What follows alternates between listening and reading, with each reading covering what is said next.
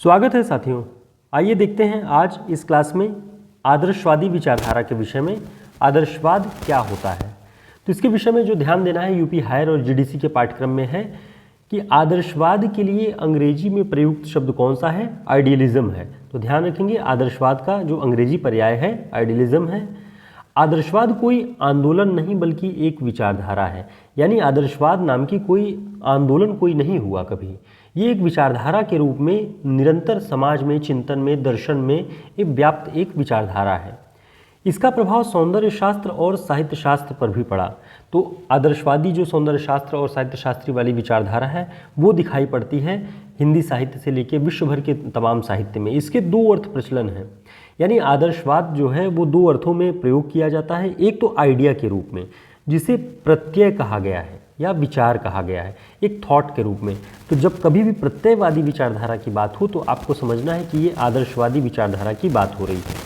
तो ये आदर्शवाद एक अर्थ में प्रत्यय यानी विचार यानी आइडिया की बात करता है, दूसरा एक मानक की तरह बात करता है यानी आइडियल के रूप में कि आदर्श क्या है, क्या हो सकता है, क्या बेहतर हो सकता, जो है वो नहीं, जो है वो यथार्थ है, लेकिन जो बेहतर हो सकता है वो आदर्श होने की संभावना होती है। तो ये दूसरा ये रूप है। अब देखते हैं इनके विषय में जो पहला अर्थ है, यानी प्रत्ययवादी विचारधारा के लोग क्या मानते हैं। वे कहते हैं कि विचार या चेतना ही सत्य है, यानी इस संसार में जो कुछ भी है वो विचार ही है, वही सत्य है, और ये विचार ईश्वर प्रदत्त है, ईश्वर से प्राप्त होता है। जो ये बाह्य संसार है, जो बाह्य ये भौतिक जगत है वो नष्ट हो जाएगा, लेकिन विचार और चेतना ही व्यापक सत्य है। अर्थात विचार या चेतना के अलावा बाकी भौतिक जगत अनुकरण मात्र है। तो जो विचार, जो एक थॉट, जैसे प्लेटो का विचार अगर आप लोगों ने आदर्श राज्य का सुना होगा तो उसमें यही प्लेटो ने बताया हुआ है कि आदर्श राज्य में जो एक ईश्वरीय प्रदत्त जो चेतना है, जो विचार है, वो ईश्वर प्रदत्त है, और ये संसार में जो वस्तुएं दिखाई पड़ती हैं उस ईश्वर प्रदत्त चेतना जो मस्तिष्क में आती है कलाकार के, तो एक तो ईश्वर की बनाई हुई चीज़ मस्तिष्क में आई तो या ईश्वर की बनाई हुई चीज़ का नकल हो गया। उसके बाद जो मस्तिष्क में विचार आए उनका जब वस्तु जगत में जब वो रूपांतरित होता है तो ये तीसरे स्तर का नकल हो जाता है। इसलिए उन्होंने कहा कि चेतना ही सही है, प्राथमिक है, बाकी ये भौतिक जगत जो है वो अनुकरण मात्र है।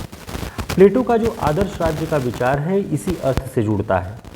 दूसरे अर्थ के अनुसार आदर्शवाद वह दृष्टि है जो शुभ और श्रेयस्कर की स्थापना पर बल देती है, जो सबसे श्रेष्ठ है, जो सबसे शुभ है, उसकी बात करता है। दूसरे अर्थ में जो आइडियल की बात हम कर रहे थे, अर्थात जो है उसकी तुलना में जो होना चाहिए उसका समर्थन करता है आदर्शवाद। यानी इस संसार की इस जो बाह्य जगत है उसके तमाम जो एक विद्रूप पक्ष हैं उन सभी की अवहेलना करता है, उसे नज़रअंदाज करता है और एक मानक सेट करता है कि ऐसा होना चाहिए। इसलिए आदर्शवाद पूर्णतः विरोधी है किसका, यथार्थवाद या बाह्य जगत का। तो एक इसे ध्यान देना है। प्लेटो के बाद अरस्तु, कांट, शेलिंग, हेगल, देकार्त आदि दार्शनिकों ने आदर्शवादी विचारधारा को मजबूत किया। तो यहाँ से जो पॉइंट आपको ध्यान में रखना है वो ये कि प्लेटो के बाद आदर्शवादी विचारधारा के समर्थक कौन कौन हैं, अरस्तु, कांट, शेलिंग, हेगल, देकार्त, ये इन सभी ने क्या किया, इस विचारधारा को मजबूत किया। आदर्शवादी विचारों से प्रभावित हिंदी के छायावादी कवियों ने प्रकृति के सुंदर रूप का चित्रण करके उसे दार्शनिकता से जोड़ दिया, यानी प्रकृति के सुंदर रूपों की ओर ही मोहित रहे और संसार की जो नाना गतिविधियां हैं, मनुष्य जीवन के अन्य व्यापार हैं, उन सभी को उन्होंने पूरी तरह से छोड़ दिया, जिसका परिणाम हुआ कि इस विचारधारा से लेखकों का, चिंतकों का, दार्शनिकों का मोहभंग हुआ और प्रगतिवादी विचारधारा जैसी, प्रगतिशील विचारधारा जैसी बात हिंदी साहित्य में दिखाई पड़ती है। आदर्शवादियों के अनुसार बाह्य जगत को प्रस्तुत करने का काम कलाकार का नहीं है, इतिहासकार का है। तो ऐसे कथन आपको ध्यान रखें, क्योंकि कई बार कथन देकर के आपसे पूछ लेता है कूट के रूप में कि इनमें से कौन सा गलत है। तो कहता है कि बाह्य यथार्थ प्रस्तुत करने का काम कलाकार का नहीं है, आदर्शवादी कहते हैं ये काम इतिहासकार का है। तो इतिहासकार को ही करने देना चाहिए, किसी कलाकार को अपनी कला में यथार्थ को, जो बाह्य जगत का यथार्थ है, उसे अभिव्यक्त करने की कोई आवश्यकता नहीं है। आदर्शवादी कला बाह्य जगत का अनुसरण नहीं करती, क्योंकि इससे रचनाकार उदात्त भावों को ग्रहण नहीं कर सकेगा।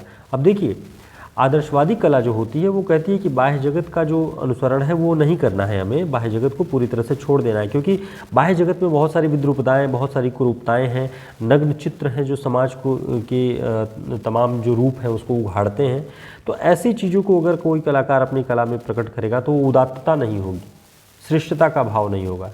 लेकिन क्या ऐसा संभव है कि आप अपने समाज, अपने आसपास की जो विसंगतियां हैं उसे साहित्य में स्थान न दें और केवल भला भला ही दिखाने का प्रयास करें?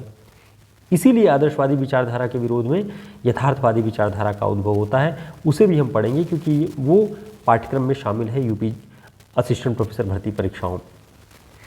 ध्यान रखना है कि आदर्शवादी विचारधारा के अंतर्गत जो साहित्य है वो किन किन साहित्यों को आदर्शवादी साहित्य माना जाता है। तो हमारे भारतीय समाज में जो वैदिक साहित्य है, जो उपनिषद है, जो ब्रह्मसूत्र है, भागवत आदि भारतीय साहित्य और दर्शन के आदर्शवादी प्रवृत्ति की रचनाएं हैं, आदर्शवादी प्रवृत्ति के ये ग्रंथ हैं।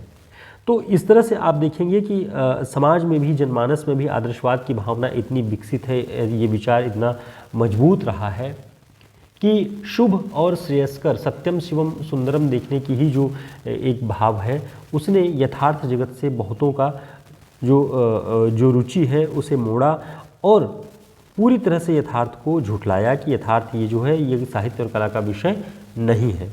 तो ऐसे विचार इस दौर में आदर्शवादी प्रवृत्ति के अंतर्गत, आदर्शवादी विचारधारा के अंतर्गत दिखाई पड़ रहे थे, जिनका अध्ययन हमें पारिभाषिक शब्दावली के अंतर्गत यूपी हायर और जीडीसी के पाठ्यक्रम में करना था।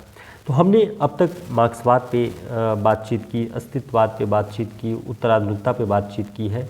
ये आदर्शवादी विचारधारा के रूप में ये हो गया। अब हम इसके बाद अति यथार्थवाद पे भी बात करेंगे कि अति यथार्थवाद क्या है। क्या अति यथार्थवाद यथार्थवाद का अगला चरण है, उसका परिष्कृत रूप है, अथवा यथार्थवाद से उसका कोई संबंध नहीं है?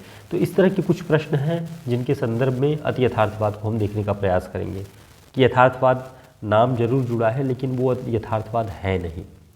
कैसे नहीं है, वो सारी बातें हम अपनी अगली क्लास में डिस्कस करेंगे। तब तक आप लोग इसे रिवाइज कर लें। नमस्कार।